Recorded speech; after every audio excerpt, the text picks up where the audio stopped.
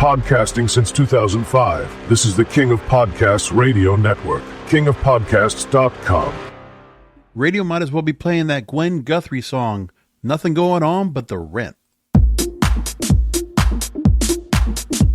The King of Podcasts Radio Network proudly presents the Broadcasters Podcast. Here is the King of Podcasts.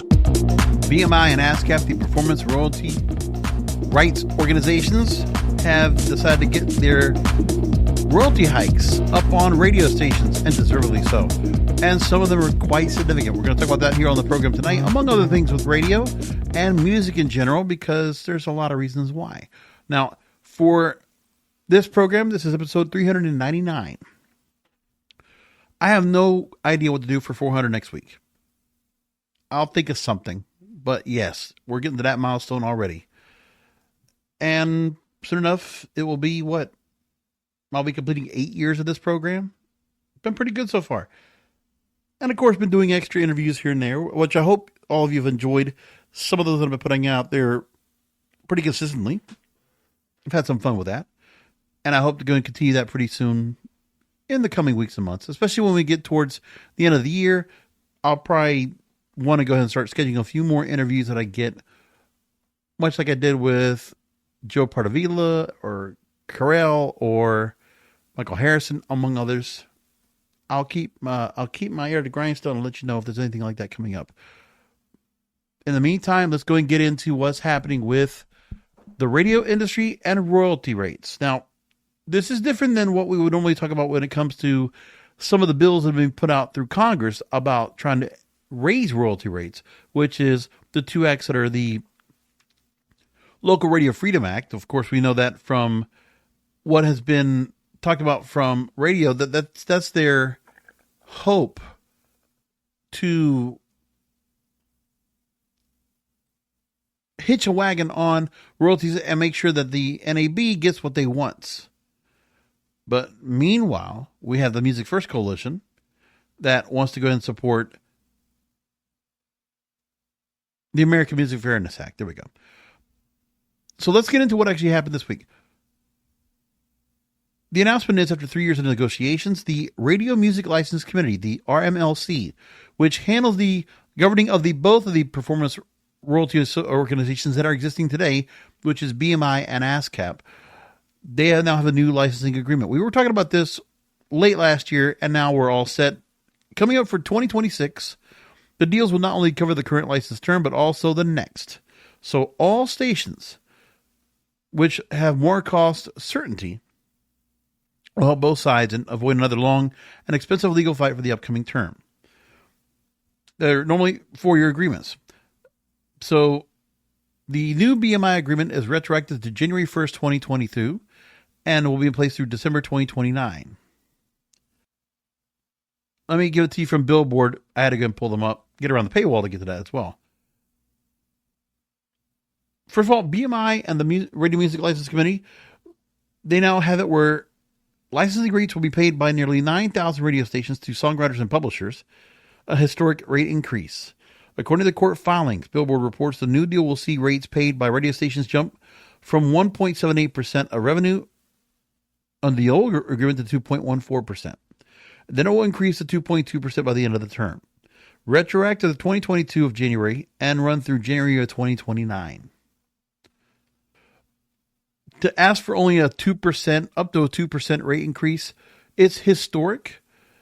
But as we know, this is where we have to realize that radio has to go and be hit from other ends for royalties for it to go and really, number one, force themselves to be relevant. Because if they're going to be so much of importance to the music industry, to songwriters and publishers, that the missing revenue that these musicians, these artists are having right now, where they can't make any money on physical units in the current day.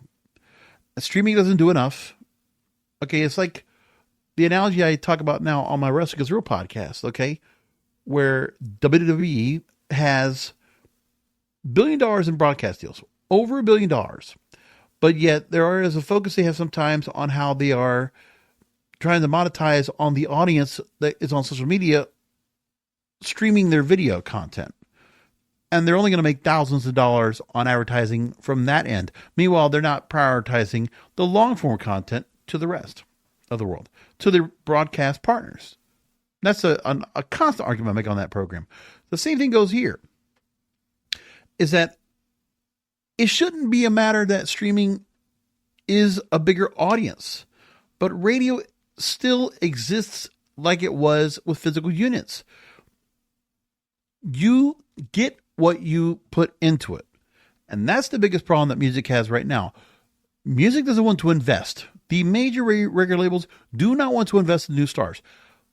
But their reasons is because, of course, they go through artist repertoire. They used to have that whole setup. And you would go ahead and build an artist overnight. You would take time to go and build an artist. That kind of practice only happens with K-pop acts, okay? You want to see examples right now? Just look at Blackpink. Just look at Cat's Eye, for example. They're actually trying to assemble, manufacture acts that have talent, and they're trying to go and build them up to become stars. And right now, both of those groups, like Twice, like New Jeans and others, they're trying to go and build them up to have a following. And then on top of that, start becoming a hit-making machine with new music coming out. And the current case right now, radio doesn't want to go ahead and help assist in these acts to build them up because it's instant pop music. It's hits. And they don't want to try to get into that, which is a mistake. For whatever reason, there's some kind of, animosity towards it. I don't even know why. But if the music industry, if the record labels would actually start paying attention to radio and create radio to be a haven for these musical acts to be exclusively found there, there's something to be said about new music discovery right now on TikTok and all that's being done for that new music discovery. Some of the acts are helping themselves with challenges and things like that, or they're just on there themselves being noticed. But again, in such a short form, where's the longer form, the longer context for some of these acts to be seen and noticed without all the extra things they do? Okay. Cause like if you have magazines that are putting out videos of artists, they always have to have them doing something, some kind of creative, mind kind of deal where they have to have some visual aesthetic going on with the artist trying to talk. It's like a game show or it's like a reality show. And how about we just have somebody in radio with the know-how play the music and get to know the artist and start asking questions and start getting to know these people, who they are and what they're all about, and get them to be a little bit candid, a little bit personal, and bring something up, or at least like what the British radio stations or European radio stations will do, that we get to find what's so likable about these folks. Like that's the other thing. We want dimensions of some of these stars. Imagine if we didn't have to go and just rely on social media to go and get to find out that these artists have more of a personality. Because the algorithms on these social media platforms, they must stick to a certain narrative. They can't just go ahead and change from one thing to the other. Like if you're doing a cooking thing, then you got to be that. Like for you to go ahead and say, okay, for like a good looking girl to do cooking videos, and all of a sudden she wants to do Get Ready With Me or do some of the video, you see that the algorithm doesn't favor that. So social media plays to keep people kind of hyper focused on one thing. They have to stay micro topic. They can only stick to a certain topic on anything. And that's what sucks. Like that's where radio gives you the long form. It's like what podcasting does. But podcasting doesn't really focus on music. Not as much. And if they do, it's always the artists that are like, they've been around from before. And they're good stories, but like it's not going to hold up. Like we want to find out the new people out there. They have to be some people out there that have some personality. And I'm telling you, it used to be where if I would listen to an artist on BBC Radio 1 or 2, and you put them on the morning show, or even a Capital Breakfast in the UK, you get a different feel because they have fun on these shows. They're still not the madcap kind of thing, but they're just naturally funny. And you get to have some fun with these artists. They don't do that over here. Ryan Seacrest has like these emotional kumbaya kind of things, like a Drew Barrymore type interview. When I've heard those, they're stupid. They don't are any good. And you don't want to feel like you're getting railroaded. I mean, just ask Tyler going on the Breakfast Club. And that still, people have not let that go either. Let's just make that point clear. But you have to see music reinvest into radio. Okay. Just because you don't have the physical units, what you do have, and because the music labels are trying to get themselves more involved in the entire process for an artist, they want to get embedded into the concerts and the merch. Of course they do. Well, where else do you promote it but radio? The thing is, then you make the radio content like you would do a podcast, have it go around the country, and then you would put it on podcasting into a podcast format, or you put it on social media as clips, and you have that visual in the radio studio, getting that feel. And how about the part where you have certain artists that you want to hear them sing a cappella or play something really simple that's acoustic? Yeah. Don't tell me that people don't want that.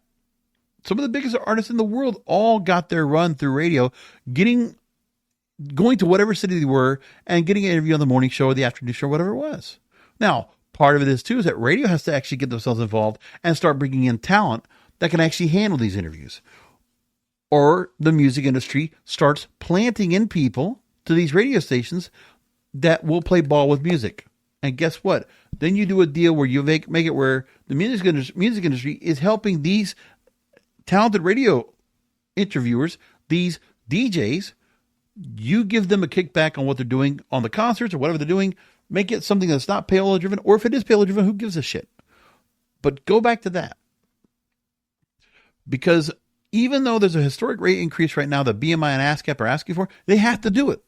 But it's the amount that they're asking for. Now, BMI is getting 1.78 to 2.14, up to 2.2%.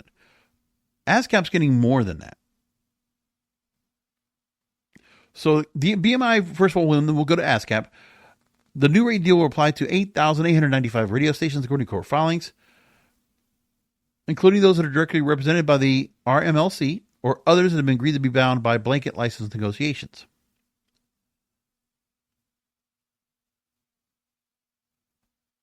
Now, we might remember that some of the things that are being done right now were both of the two biggest performance rights organizations, the PROs, that collect performance royalties, they are in a combined effort. That was a new tactic that came from the Music Modernization Act of 2018 and sweeping legal reforms where, in effect, those organizations would have pitted the two against each other, forcing them to argue over market share and thus what percentage of radio advertising should be paid. BMI and ASCAP both strongly objected to the move, and the combined case was rejected in 2023 by a federal judge, but eventually they would get to a point where it would all be settled. Now, BMI and ASCAP are doing it in separate ways, but they both came to the negotiation table because it was time for that.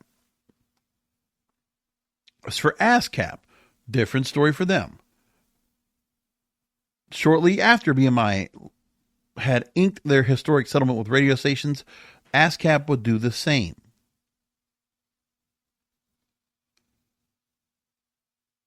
They settled their own issues with the radio group and were able to say that they also secured substantially higher rates for songwriters and publishers. Now, ASCAP's previous licensing rate was 1.73% of net revenue. But according to Billboard, they didn't know what the higher rate was going to be. Well, looks like we have an indication of what that's going to be now. But the deal includes year-over-year increases in the blanket license rate paid by nearly 10,000 radio stations. But let's go into actually what is the deal that's going to be made and what they are going to be paying when it's all said and done. According to Music Business Worldwide, they're reporting that the BMI royalty rate from U.S. terrestrial radio is rising by nearly 24%. So the previous agreement between BMI and radio stations set a blanket rate of 1.78, but now there will be a 23.6% increase in the rate radio stations pay for playing BMI represented music on the air. And 85% of that money will go into songwriters and music publishers owning the publishing rights. So it's a bigger thing for it now. There are discounts for digital revenue made by radio stations in the gross revenue, 30% discount for revenue from display ads and sponsorships on the stations, websites, and apps, and a 25% discount for revenue made from stations' streaming services. In the U.S., radio stations pay royalties on song rights, but on rights to music recordings, meaning artists and labels aren't paid for terrestrial radio broadcasts of their music. And they should be. Which is why Congress needs to still intervene. There are still 2 acts they have up there they can go ahead and do right now and vote on that have been presented earlier this year, but they have not moved forward. Because right now, songwriters getting paid, the current day is the DSPs, which are the Spotify's, Apple Music's, Pandora's, they make 45% of their money from the song from those platforms. They make 6% from TV or cable, which is probably MTV and the other ancillary channels that are out there, or even the TV cable channels like Stingray or Music Choice, things like that. General licensing or live, and then 8% comes from radio. And radio should be a bigger cut.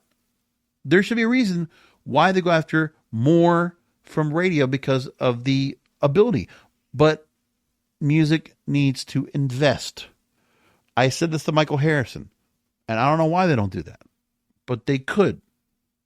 And it would be better off if they did. Now I'm going to go and play back from my interview with Michael Harrison of Talkers Magazine, where I specifically talked about the issue with music and radio working together. And we'll also go back to where Michael actually commented about it. Let's go back to that interview.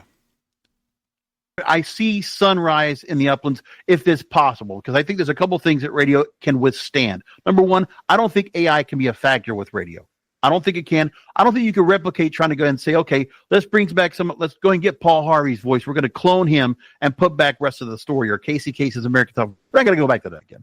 And yes, you're right about, where there's certain things that are not going to go back the way it were. I still think that if record labels were smart, they don't want to go ahead and deal with the small amount of money they're getting from streaming services, even though they might be invested in a Spotify. They might have, a couple of points in the game. Either which way, I think if music labels would work with radio stations again, go back to working with each other. Because if you can promote an artist, their concerts, promote if they actually have other merchandise or vinyl or just something else that's a physical copy, get back to something that will create a physical copy, a widget, whatever it might be, that doesn't have to be bought online. You could go back to that. And I still feel like it's true today. And the case of BMI and ASCAP right now, and the fact that they're only going to be able to make so much from this, tells you everything. And that's the issue I have right now with everything with radio, where they're not making enough. But one of the things that BMI and ASCAP have to be considerate of, and it's unfortunate because radio hasn't figured it out. And, I talked about the interview that Bob Pittman had on Rick Rubin's podcast a few weeks back, where the advertising issues right now, the agencies, according to Bob Pittman, they want to go ahead and get the metrics. They want to be able to go where they can go online and get metrics for their ads and the kind of ad spend they can put on there. They don't want to go and just do the trust of the radio, even though radio might have a larger reach. S&P Global estimates that traditional radio stations in the U.S. made $11.2 million in ad revenue in 2024. $11.2 billion in ad revenue last year out of almost 9,000 stations, or maybe 10,000. It's not a lot. For that combined, it's not a lot. Terrestrial radio revenues are still shrinking as ad dollars shift to digital. And 2024 revenue was down 3.7% for the previous year. And S&P forecasts that their ad revenues are going to probably shrink to about $10 billion by 2029. But nevertheless, BMI and ASCAP have to do the right thing for themselves. They have to increase the rates on radio stations. They should be making their money for their artists. I mean, that should be done. But that's where I said the music industry could help prop up radio, and radio would benefit, and radio would be able to give back. I honestly believe in music labels and radio stations doing some reciprocity with each other, working with each other together in a united front to get exposure, transparency back to music. We don't have live performances anywhere. What, the Tiny Desk concert on NPR? That's not enough. We don't have any live performances for anybody. The award shows, we're losing those too. Soul Train Awards, BET Awards are gone, eliminated. Right now, the VMAs, actually, for Paramount and Skydance's efforts, they're going to put it on CBS this year. It's simulcast everywhere. And MTV's doing something where they're going to have the lead up in the first week of September, leading up to September 7th, so they can go ahead and promote MTV like a music video channel like it was to promote the VMAs. What a great idea. There's not much of a cost factor for them as well. And I imagine there will be people that will be watching MTV finally for the first time in years, realizing, hey, there's no ridiculousness. Look, they're playing videos. And the groundswell of support, at least from an older audience, they're going to love it. We're going to talk about, I want my MTV again. And I would imagine that should be a hashtag.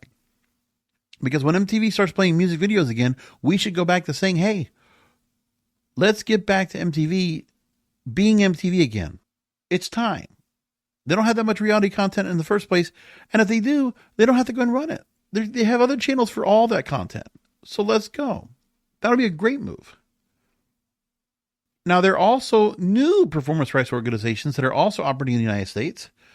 Irving Azoff's Global Music Rights, and that's according to a report at Inside Radio, they have their own deal with radio stations that also influence the BMI deal.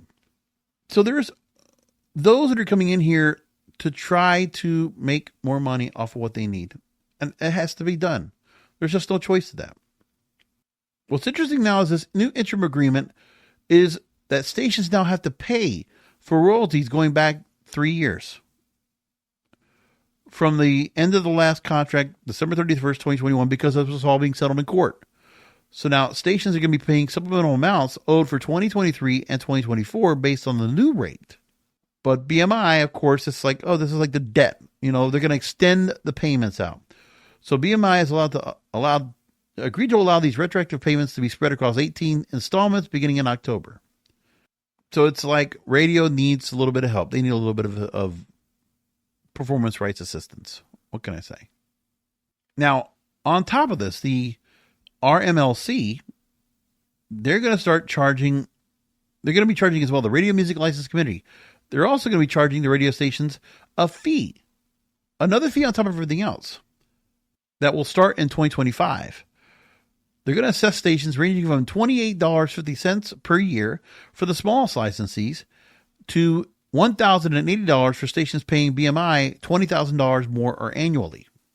As for some of these radio stations, no matter what size, that right there is a significant amount of revenue for them, and they have to go and give that up. But that's, of course, their kickback for helping out BMI and ASCAP setting the deals with radio in the first place. Now, going back in June, there was an op-ed that talked about the fact that AM radio must pay artists his fair share. AM and all U.S. broadcast radio plays music without paying the performing artists. And he was actually talking about the fact that there should be more done for artists to pay. And AM doesn't pay at all. So the American Music Fairness Act we've talked about, which would be on top of the performance rights organizations and what they're charging right now for royalties. Remember, the artists don't get paid. It's songwriters and publishers. The artists should be benefiting right now, and they should be lobbying for this. Now, the older acts are doing that. The newer acts are not any part of this. But the music industry needs to go ahead and start paying attention to this. They actually need to start putting their lobbying power into that. Music needs to start making some investment. We already talked about the radio stations. They also need to go ahead and do some lobbying in Congress and Capitol Hill to get this act in place. The Music First Coalition might be a part of it. I don't know how much the record labels are probably investing into that, but they need to continue to do that. If they are.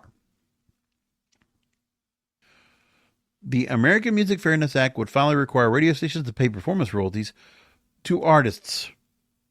And streaming services already pay artists. So let's make it uniform across all platforms. Now, Chris Castle is the one that wrote this op-ed. He says that for decades, U.S. AM and FM radio stations have broadcast music recordings without paying performers a dime.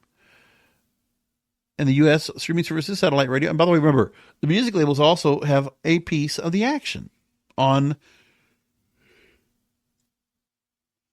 With Spotify, Apple, Pandora, and all the other music streamings, the significant music streamers are involved in. Because then they gave them the reign to go ahead and be able to put all their songs under their catalog into those platforms. And they did that early on to kind of save face, because when they started realizing they were losing their ass on not being able to get any kind of recorded content sold, whether it's digital or sales, they had to go do something. So radio's free ride. American radio stations generate only $11 billion, like I said. So that's the part that Chris has to realize they're not making that much money, which is why everybody's kind of taking the lowball effort and not trying to charge much more. So when you hear a song on AM, FM radio, the singer, the drummer, the producer receives zero compensation.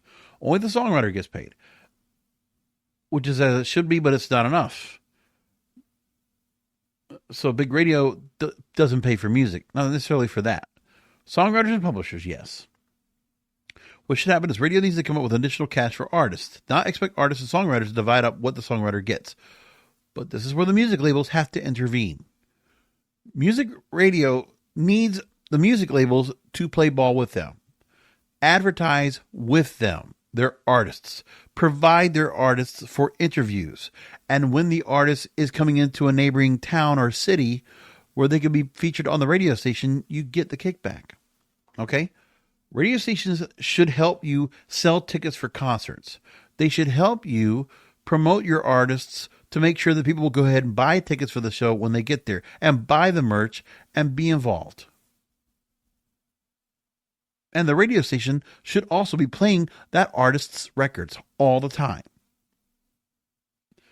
Only the U.S. is alone in this policy, because there are other places that have, other countries have to ensure that artists are getting compensated for their recordings on the radio, which is why artists that go to the UK or they go to Netherlands, they go to wherever else, they know when they're getting onto radio stations, they're probably getting paid for the music being played, along with the songwriters and publishers, because there are deals for that out there across the board. And as I said, I've supported the American Music Fairness Act because it would create a public performance right for sound recordings on terrestrial radio, just like the one that already exists for digital platforms. And it would be also scaled on the size of the radio stations. So the same idea as the RMLC already charging and assessing a regular annual fee, the same thing would be done here for the artists, for the people that we actually want to see get paid. Imagine if the music artists didn't have to just rely on social media. You know, we talked about a couple of years ago where the likes of Halsey or other artists that they can't get themselves out there to get noticed when they're going to go out on tour or they have a new album out. They don't have any way to just make sure they can get a single played or get the album done unless they get a song to go viral. Well, it used to be that if you got a song on the radio and it played and the callbacks on it and the response was huge, do you really think that radio doesn't have any way if you can make it pull once again? It's reciprocal across the board, not just for music to go ahead and invest in radio and the radio gives back in kind, but imagine where radio becomes more of a social media presence, because then all the radio stations, the social media would not be so bad anymore because of what they're featuring. The artists be able to go and use these radio stations with their social media platforms to prop up the artists and all these interviews that they do. That'd be amazing. Because radio doesn't do a good job of that in the first place with social media in general. You know, if you wanted to make those DJs important, it's about who they talk to. It's about who they feature. That's important for them too. It gives them respect. It gives them integrity. A reputation. U.S. broadcasters play over 240 million songs a year, all without compensating the artists who made them. And because American radio refuses to pay, other countries with reciprocal laws also withhold royalties from American performers. Yeah, so the U.S. overseas, they know that the American artists are not getting paid, so they don't pay them over there either. But anybody else, it's not that case. So we've talked about those two acts, Local Radio Freedom Act, which would just block it. And for the NAB, they're just basically playing roadblock from anything that happens to protect the radio industry because they have that for themselves. And that's it. Some of the news we get into, Howard Stern supposedly has signed a new deal with SiriusXM. We don't have any news about that, but Radar Online says that Howard Stern has inked a lucrative new contract with SiriusXM, described as a quote-unquote monster payday. Yet conflicting narratives highlight both Stern's unique ability to generate buzz and the challenges SiriusXM faces in navigating its long-term value. But we have no confirmation on the contract. As far as I know, September 2nd, we're still supposed to be hearing from Howard Stern to getting a public announcement as he'll be returning. Page 6, the New York Post, saying Stern has been described by some insiders as desperate, quote unquote, to maintain relevance as younger voices captured the cultural spotlight. Critics say Stern's once irreverent edge has softened in recent years, while his lengthy breaks and remote work habits have drawn criticism even from loyal fans. Others argue that Stern remains one of the most recognizable and bankable personalities in audio, with an unmatched track record of drawing media coverage and stringing public debate. Yeah, I don't believe that there's a deal yet. I just don't see it. And there's still time for it, but we've talked extensively of the other podcasters that are out there, of the podcasters, excuse me, he's not one, but the podcasters that have already come in with $150 million deals over so many years, that over 3-year deals, actually, as a matter of fact, for Smart Listen, for Megan Kelly, I think was, and for Caller Daddy and Alex Wagner. Yeah. Alex Cooper. Oh my goodness. Alex Wagner's MSNBC. That's what it was. Right. Getting those people confused. Anyways. So we don't know if that's going to be true about that. Now, in the meantime, because of the fact that radio has not been doing anything to work with the record labels to discover new music. No, we have new technology that wants to keep doing that. And that's the idea too. You know, and we've heard of different platforms out there to create new music discovery. So there's been technology that's been trying to go and help bridge the gap between the music that's on the radio so that it is being played for the audience that wants to listen to it. At least to engage audiences, and especially younger audiences. So there have been things that have been going on right now for years. So we've had algorithmic curation, platforms like TikTok Radio, leveraging advanced AI to learn user preferences and create personalized playlists that adapt over time. Then we have a new platform we're going to talk about in a moment. We'll talk about that in a moment, called Discover Radio. Take the E off of it. Then we have social radio features like tuned global social radio, incorporating social elements into streaming, such as live listening parties, collaborative playlists, fan to artist interactions as user created broadcasts. Remember when Amazon had that one thing they were trying to do the same thing as well? That didn't work well at all. And of course, radio stations using social media interactive features, because it's free, to create call-ins and polls to build community with listeners. We even have virtual and augmented reality environments as well to put in, or blockchain or decentralized audio systems, things like that. So that's been put out there. But now we have what's called Discover Radio. It aims to turn AM/FM streaming into a launchpad for new music. Audia is the company that is producing this right here, AUDDIA, and there was one particular app I've tried before, and they wanted to go and try to make something with, called Fader, FAIDR. It's an app where you can actually listen to music uninterrupted with no commercials, especially if you buy the paid version of the app. Fader users currently need to subscribe to enjoy the benefits of the AI technology that automatically identifies ad breaks, so it can be removed from the listening experience. I tried it. And then when they replace the music, it's not the same. Like, I mean, even when you try to listen to streaming, and some of the ads might be different. I mean, I remember when iHeartRadio would try to play other songs, music you might get into. There's always these little features of just keeping it music related to try to keep people around for the commercial break on streaming or digital or other segments. And they've never been really good. I mean, they try, but they're just not well done, not well produced. and they're not going to be consistent. It's not like if you're just playing more music that's out there.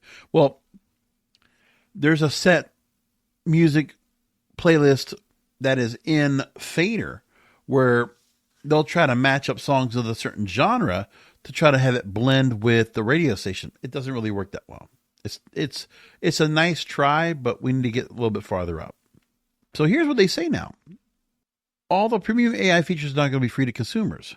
So instead of monetizing consumers, Audio is going to try to monetize artists who want to put their music in front of mainstream AM, FM streaming audiences. So these artists now have to go and pay to get themselves featured on these radio stations during the segments that don't have commercials. That's what they're trying to do here now.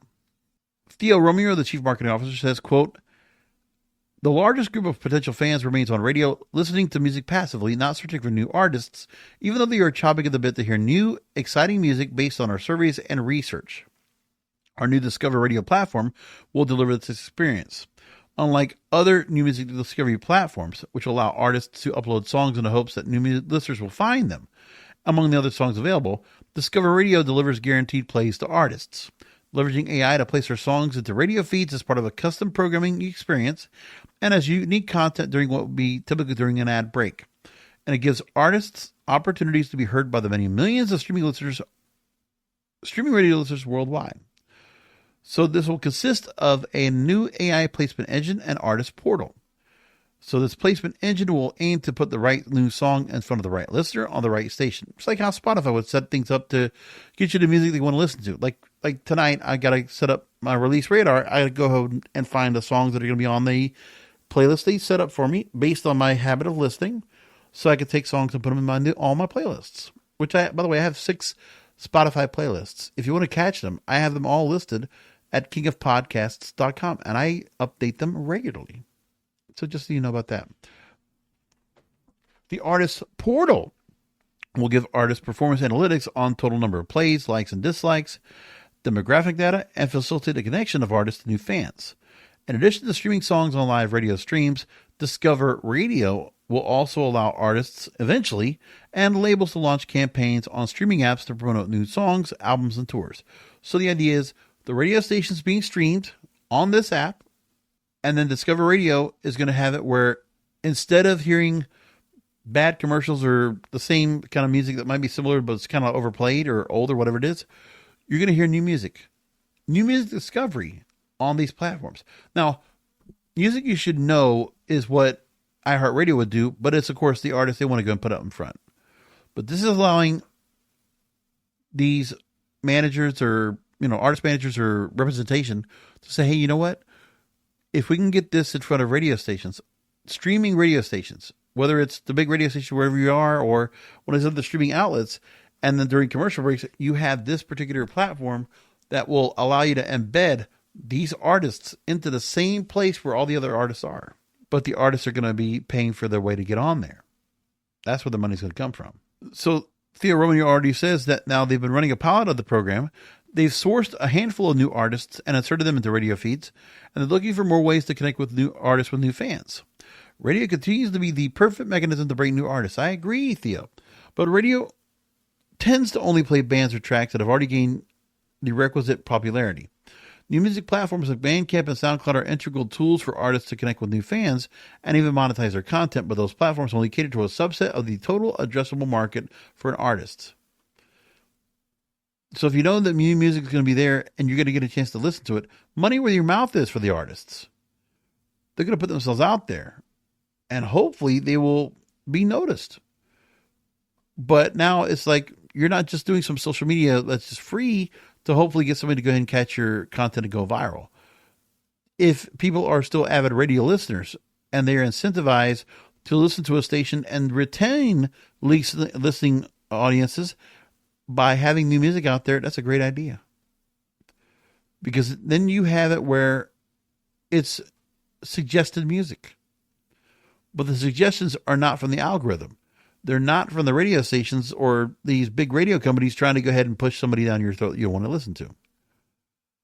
They're going to let artists themselves be able to go ahead and port over their music onto the platforms.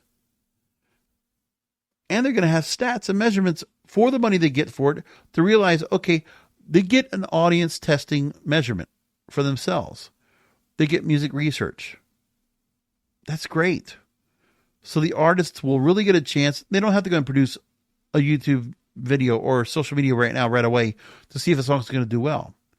If that artist wants to be, unrecognizable, and just go with a voice and see what happens. It's all about the production. It's all about the lyrics. It's all about the melody. It's all about the hook. If that works out for the people that are going to be on this platform and it melds well with the music they're trying to go ahead and get themselves attached to, that's a great idea. I love it. Now, Fader first began offering free podcasts ad-free in January 2024 when it made 50,000 episodes of podcasts available representing the top 200 most popular shows. And subscribers were given the ability to listen to ad-free episodes. And then they also struck deals with Podcast One and the Believe Podcast Network, among others. So Audia is going to let Fader, keep this in mind. So it's going to be now a thing where people might want to go ahead and rediscover Fader because there's no longer going to be a paywall to use their service. And what's going to be better off is that the kind of music you're going to get to hear on Fader that will not be the radio station artists will be new music, which, by the way, is a good idea. Because then when you're listening to the same songs over and over on radio stations, like if it's a pop station, and then you have some pop-related artists with new music, that's what we like to hear on a radio station. We want to hear new music. And on top of that, it's not some curated artist that is being propped up as an industry plant. No, it can be anybody that's able to go and get their content up on that platform and have a chance to be heard on that radio station. I don't know if it's geo-targeted. I don't know if it's set by radio station or what, but that's a great move. So I'm going to go back and go download Fader again and hold on to it because I'm looking to see what they're going to do with this business model. This is a great idea. So I like this right here. This is good. It's good at least until the music labels decide to start playing ball again. But this is just an easier, cheaper way to go and do this. And this company is trying to go and do something to help radio out. And I give them a lot of credit for that. Because at least they're trying to get people to go and listen to radio again. And I completely love that they're trying to make this out there. So Audia, AUDDIA, I love what you're doing. Thank you for that. And also making it free for consumers. Fantastic. Bravo. Big clap from yours truly. I love that. Okay, a few more things to wrap things up. I was going to make a mention about SoundExchange, which is also, they were trying to go and get royalties from SiriusXM for the music that they play. But a federal court had dismissed a $150 million lawsuit. So the royalties they're trying to get from satellite radio did not work. It wasn't going to be able to happen. So unfortunately. So Variety Magazine also put out a story this week about how YouTube podcasts should be eligible for Emmy Awards. Interesting. And that would help the talk category of the Emmys by allowing podcasts, like it's like how Netflix is able to have their movies up for Oscars. The same thing going for YouTube podcasts to be put up there for talk. I couldn't care less about this. It's fine. Whatever. They want to do that. That's no skim off my back. But that's something that they brought up as well. Like, can they do something like that where talk shows that are podcasts, can they be up for Emmys? So New Heights with Travis and Jason Kelsey. If you could get them up for an Emmy alongside The Late Show with Stephen Colbert or Jimmy Kimmel Live. That's one of the things that we're thinking about. That maybe it's long past time for video podcasts on YouTube to be eligible for the talk category. So you're adding Joe Rogan, you're adding Theo Vaughn, you're adding, a lot of people. What could happen? Interesting. Or Hot Ones or Good Mythical Morning. All these kind of things. Maybe all that could work out. Who knows? Another story from Rolling Stone. Who Killed the Narrative podcast? Yeah, the shows like Serial that were really big, right? Which, by the way, we know that quite a few of those came from NPR, and they're already starting to make changes over there now. So, like hosts over at All Things Considered and Morning Edition, they're starting to go and drop off as part of the changes of the whole lineup over there for SiriusXM themselves. There's a certain collapse of the narrative podcast industry about what people are listening to. Yeah, anything that's scripted, the true crime kind of stuff still holds up well, but like that's not the major course. People want to have be able to be like Pavlovian. They want to be fed content every week, and they want to be fed content regularly. And they like talk shows. They like the formats of those, which is fine. And some are better than others. But yeah, I agree with that. And I think just some people, they want to have that kind of feel to it altogether. So that's not a bad idea. I can appreciate all that. Finally, I talked a little bit earlier about the MTV Video Music Awards. I don't know if they mentioned who's going to be hosting yet. But we already know right now that Sabrina Carpenter, Ricky Martin, and Alex Warren are among the listed performers hitting the stage of the Video Music Awards. J Balvin is also set up to go on there as well. On September 7th at New York's UBS Arena in Long Island. That's the plan for that. Oh, LL Cool J will be hosting. That's right. And again, like I said, it will not only be on MTV and all the other ancillary networks under the Paramount banner, it will also be airing on CBS. So LL Cool J hosting it, that's a great move. I love that. Somber will also be coming out and performing. He's nominated for Best New Artist, Best Alternative for his song Back to Friends. Somber's good. He's got an up-and-coming album. He's got a handful of songs I like a lot right now. Back to Friends, Undressed, and 12 to 12. He's got it. Busta Rhymes will receive the first ever MTV VMA Rock the Bells Visionary Award to celebrate the cultural impact he's made throughout his decades-long career. Ricky Martin will be receiving the Latin Icon Award, also celebrating the 26th anniversary of his first VMAs performance, where he made history being the first male Latin artist to win for Best Pop Video, Livin' Viva Loca, of course. And there's also going to be the Latin feel of the VMAs always comes out, so if Bad Bunny's out there playing, DJ Snake's going to be live premiering a new song called Noventa, following a joint performance of his latest hit Zun Zun alongside Justin Quiles and Lenny Tavares. That's the plan for all that. So I like it. I just hope there's some other acts that got out there to kind of mix things up, because MTV on CBS, I want to see if it does well. And so again, September 7th, but don't forget as well, they're going to have that whole thing set up where they're going to have music back on MTV to lead up to it. Maybe we'll get to see some of the artists out there going to be part of this too. They are supposed to be playing past videos, classic videos as well. That sounds all good and fun. So anyway, we're going to leave it there. I hope you liked my little talk about the royalties and all that stuff. Radio music, get yourselves together, please. Come back next week for another Broadcasters Podcast. Remember, the content is king and the control of your content is in your hands.